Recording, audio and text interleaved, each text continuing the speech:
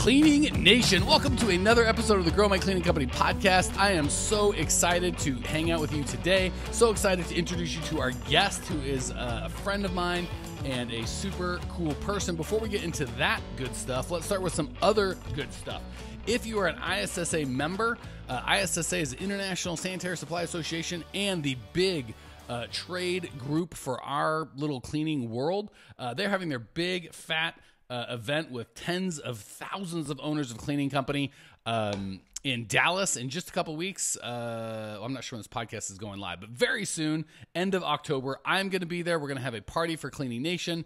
It's going to be super fun. And we talked to the ISSA into giving Cleaning Nation free tickets to the event. You've got to be a member of the group, but if you want your free ticket, go to growmycleaningcompany.com/ISSA 2018. growmycleaningcompany.com/ISSA 2018. We are going to hang out. It's going to be a party. I've got a little speaking gig in the convention corner. All sorts of fun will be happening. So check it out. I'll see you there. Today, we are chatting with Thomas Smith from Joy Cleaning. Joy Cleaning has been serving the Anacortes, Washington area for the last 5 years, although Tomas was a Johnny-come-lately, joining his bride full-time just a year ago. If you want to reach out to Thomas and Kristen and the whole Joy team, you can hold them at www.joycleaningwa.com. Thomas, welcome to the show, mi amigo. Hey, how's it going? I'm glad to be here. Living the dream, baby. So I've known Thomas, feels like a long time. He was at our live event in Temecula. I might have to see if I can post some of the videos you guys made. If you, Thomas, if you send me the videos you made in Temecula, I will have Christy, our amazing VA, post them on your show notes page, because I think Cleaning Nation needs to know the awesomeness that is Team Joy. Absolutely. I'll get those sent over to you right away. And it was a ton of fun living with you for 3 days in a mansion that was ridiculous.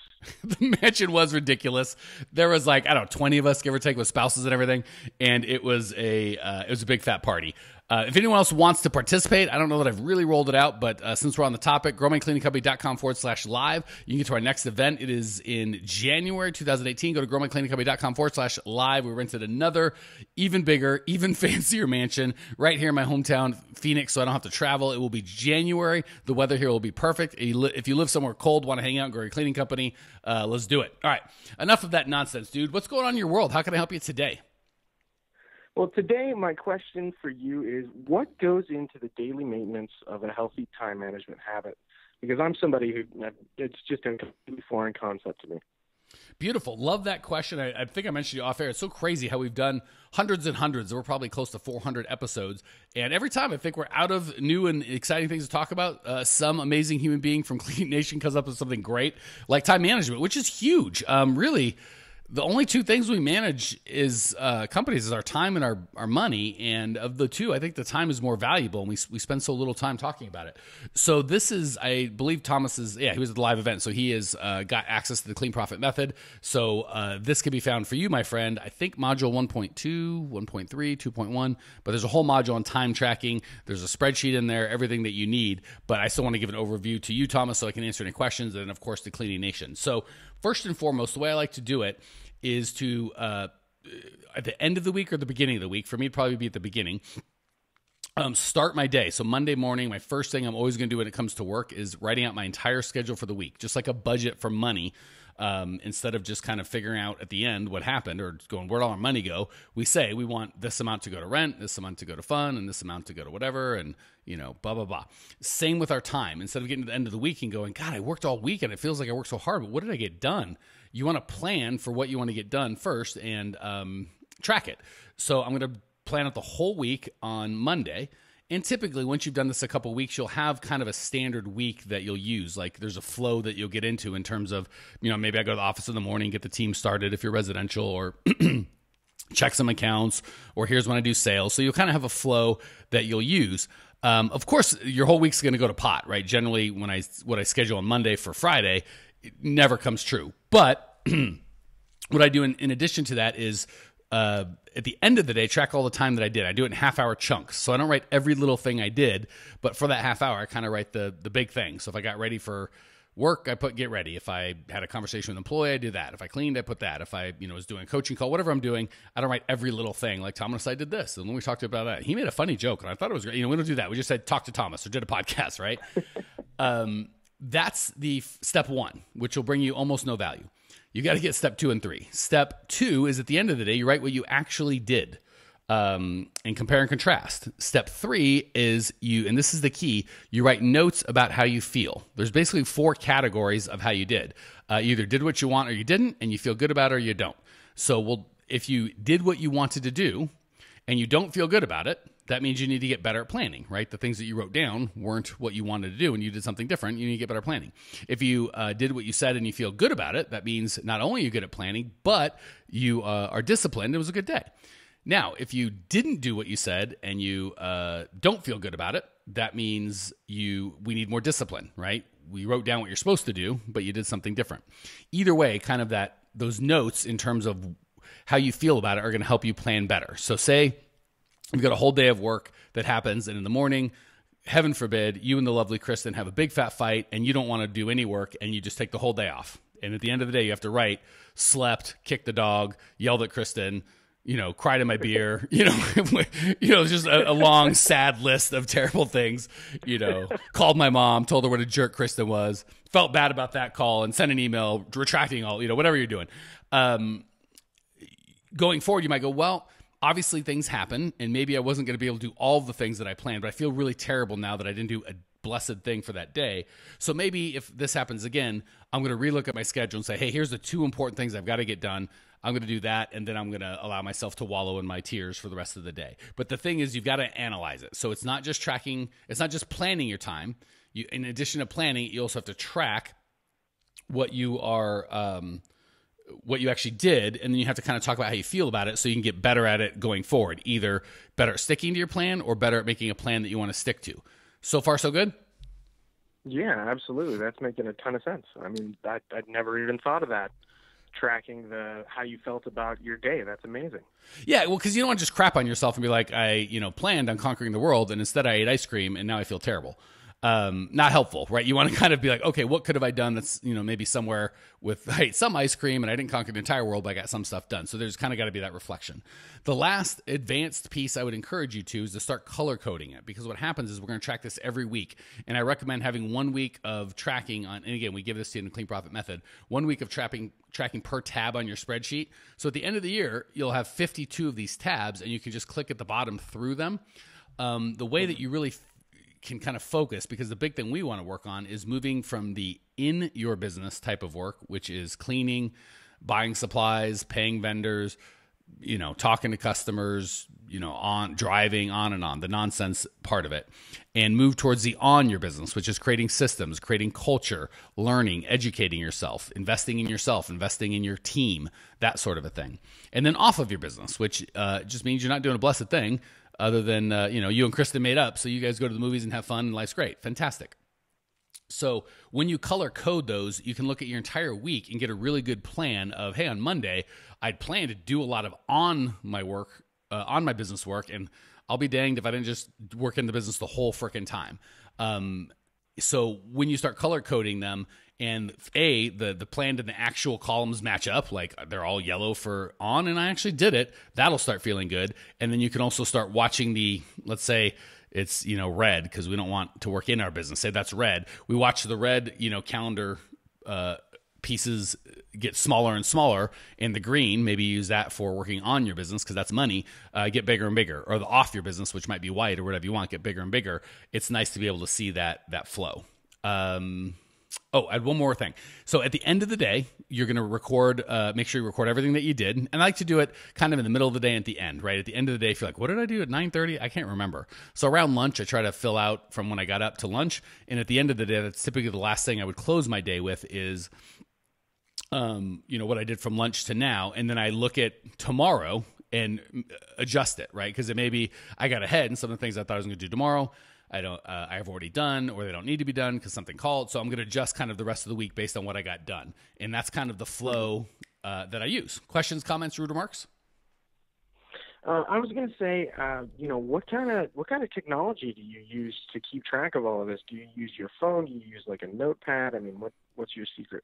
Google Sheets, not a secret. I'll tell you for free. Google Sheets. Again, at the top, it just says Monday, Tuesday, Wednesday, Thursday, and at the along the side, it's depending on when you wake up, 7 to 7:30, 7:30 to 8, 8:30 to 9, down to kind of when you're done working, 9:30 to 10 or 4 to 4, 4:30 to 5 or whatever. So just literally Google Sheets. Okay, fantastic. That's amazing. Yeah, it's and I'll tell you, when I work with my one-on-one folks, I get a lot of pushback on this, or never pushback. Always, that's a great idea. I'm going to do it. And then when we talk again, I didn't do that. That was hard. So emotionally or mentally, there's some sort of problem. But I want to encourage you. It's a habit just like anything else. So if you're not all in, you're going to struggle. But if you're committed to, I'm going to make this a habit, and just commit to doing it for 2 weeks, and you do it perfectly for 2 weeks, it's now a habit you have for the rest of your life. Full disclosure and transparency, I do not use this scheduling system all the time. When I feel like my work life is in balance and I'm getting done all the things I want to get done, I don't use it. It's fine. It's when I start feeling out of balance or out of whack or I'm getting behind, I'll start tracking my time more clearly. So when you're developing the habit and the ability to use this time tracking thing, I would do it kind of religiously for at least 2 or 3 weeks so you have the habit down. And what'll happen is you'll start getting into a flow where like, man, I actually am not controlling, but I'm investing my time the way that I really want to invest my time. And then if you feel like at that point you want to back off, you can. So this isn't something you have to use every day for the rest of your life, no matter what, but it's definitely a tool and a skill that you want to have that you can whip out anytime you feel like you're getting overwhelmed or there's a very busy part of your business. I really recommend this highly to people. We walk a lot of people from part-time to full-time. In the less time that you have, a lot of people give me I don't have any time, so it doesn't make any sense for me to use it. That's insane. The less time you have, the more precious it is and the more closely you have to monitor it. Absolutely. And that's the feeling that I'm trying to get past is, you go from this employee mindset and, where they plan your whole day for you. And then now all of a sudden it's like, wait, you're the boss now. And you got to say what happens when. And that was a big challenge for me. Well, and the crazy thing is most employees I found, if you really watch them the whole day, they're going to get on an 8-hour day. If they get 2 or 3 hours of real flat out work in, it's a good day. And you don't have to say in front of God and everybody, Thomas, but maybe when you were an employee, if you were honest, you probably didn't clock in at 8, talk to nobody, no water cooler, no Facebook, no checking mail, nothing personal, no bathroom breaks, just work like a machine effectively and efficiently until 5 o'clock when you clocked out, right? There was probably a lot of futzing around and what's for lunch and who just came in and what's going on. And did you see this meme? This is hilarious. So when we get to be a owner, obviously we can still do that. It just costs us instead of the man, so to speak. So what I always try to start with is getting 2 or 3 hours of in your business focused work that's really going to move the needle. And instead of, fooling around with, checking email and stuff like that, you're kind of taking a break is going to be all right. So yeah, you're just going to 2 to 3 hours of on the business, creating systems, doing high dollar stuff. And then your break would be working in the business. If you want to talk to an employee or call someone back or do some stuff that is kind of day-to-day operational stuff, but not going to really transform your business. So you really want to make sure every day, if you can just get an hour or two of really focused work where you get a big thing done, a big overreaching goal and kind of high value work, you want to get into that habit consistently, if that helps at all. Yeah, no, that's making a ton of sense. I mean, you're changing the way I'm looking at my week. Well, mission accomplished, and our time here was not wasted, my friend. All right, so that's my rant. That's my spiel on that. Any questions, comments, or rude remarks before we hit the lightning round? Not that I can think of. Thomas with no rude remarks. Just so you guys know, Thomas is a big, loud, hilarious, sometimes pain in the butt kind of guy. And he gets on the podcast. He's acting super cool and straight. Do not be fooled. If Thomas will send us the videos that he made, you will get the real Thomas. This Thomas, I don't know how I feel about him, but he's kind of full of crap. So, and I think his bride and my bride have schemed behind my back because they both wanted to be on, and we were I don't know, for whatever reason. The way they did is I get to talk to Thomas, who's by far the less good-looking one. So my wife gets the good assignment of getting to talk to the pretty one. But that's fair because she's the pretty one of the two of us. So I guess me and Thomas, the uglies, this is the Ugly Guy podcast. But I think Kristen and Natalie are going to do a case study, and they're going to dive into Joy Cleaning because they're really awesome. When we went to the live event, they had some transformational stuff and some ideas and ways they did I want to share with Cleaning Nation. But I will not get to do that because apparently my bride, Natalie, will be doing that with Kristen. So I will see if I can link to that case study in this. So if you want more of Team Joy, and you should because they're amazing, you'll have access to that. So as we hit the lightning round, again, I want to personally invite you to meet me, hang out at the ISSA event. Again, you got to be a member. I can't get you free membership to the group, although it's a great group to be associated with. If you you are commercial, ISSA is almost a no-brainer. If you're residential like Team Joy, I think ARCSI, which I won't even pretend to know what that stands for, but it's the residential arm. ISSA just bought ARCSI. That event is it's all at Dallas this month, and I'm going to be there. The aforementioned Pretty Natalie is going to be there. Go to growmycleaningcompany.com/ISSA 2018. Sign up for your free access to the show floor. If you are going, go to growmycleaningcompany.com/Cleaning Nation celebration and sign up for a little party we're having in Suite just for Cleaning Nation. That said, let's do the lightning round. 3 quick questions. Thomas is going to give 3 amazing answers. Question number 1, what's the best piece of advice you've ever received, either personally or professionally? The best piece of advice I've ever received would be the concept of fruit on the tree, right? Everybody's going to line up and give you tons of advice and how you should live your life and what you should be learning. But the way you figure that out, as far as who you can trust, is you look at their life. Do they live the life you want to live? Do they have the wife you want? Drive the car you want? Do the job that you want to be. You do the work that you want to be doing. And if they do, then that's somebody that you can really learn from. And you want to do your best to climb into their back pocket. And that's honestly, one of the biggest things that changed my life, because it was like I went from I knew I wanted direction. And I just couldn't find it anywhere. And then I went from, well, that guy's awesome. That Mike guy, he's kind of funny looking, but he knows what he's talking about. That's the best advice I ever received. What I really hear is he saw me, and then he saw my beautiful bride, and then he went and did the same thing, and now he married a girl way too good looking for him, just like I did. And every now and again, we'll also talk cleaning. Is that fair? Yeah, I think you nailed it right on the head there. All right, good. Just so we're clear about what's happening. All right, what's the biggest mistake? That's a great feedback, by the way. What's the biggest mistake you made in the cleaning business so we can all learn from you? Oh, I would say the biggest mistake we made was simply just not knowing that you can start with employees. Like, where was I when that memo got sent out? I have no idea. We're starting cleaning now. I don't know.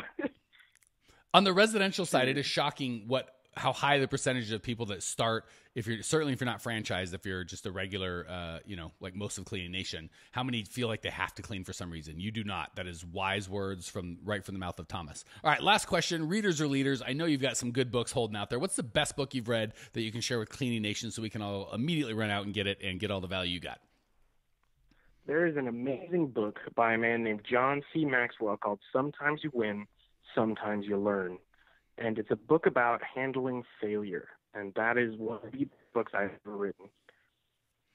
I got to say. Ever written, I meant read. Yeah, I heard that. I was going to let it slide, but, that's fine. We'll call it out. I was so excited about the concept. It's not something fun or sexy to talk about, but I couldn't agree more. Your ability to handle failure and how you choose to handle failure probably has more to do with your success than any one thing. I will not give up, and what other people consider a failure, I consider the next challenge, and I'll take on the next 100 challenges. I'll take that over brains, over skill, over money, over context, over just about anything. So that is, and I like John C. Maxwell. So well said, Thomas. You're bringing the heat. All right, man. Thank you so much for joining us, being just a great human being. I can't wait to see what Natalie and Kristen come up with. Thanks for sharing your passion, your desire to grow. I appreciate you, Clean Nation. Appreciate you, Clean Nation. If you want to check out Thomas's show notes page, hopefully with the promised video that he made at the live event, or videos, which were awesome, go to growmycleaningcompany.com. It's all there. Check it out now. I'll see you there. Congratulations! You are now 16% smarter. Still can't get enough cleaning goodness? Go to www.growmycleaningcompany.com for more of the good stuff. Ever want to be rich and famous? Owners of cleaning companies, as well as industry experts, can apply to be featured on the show by emailing our producer Natalie at support@growmycleaningcompany.com. Until then, don't miss out on all the latest cleaning industry lovin' at www.growmycleaningcompany.com. Check it out now.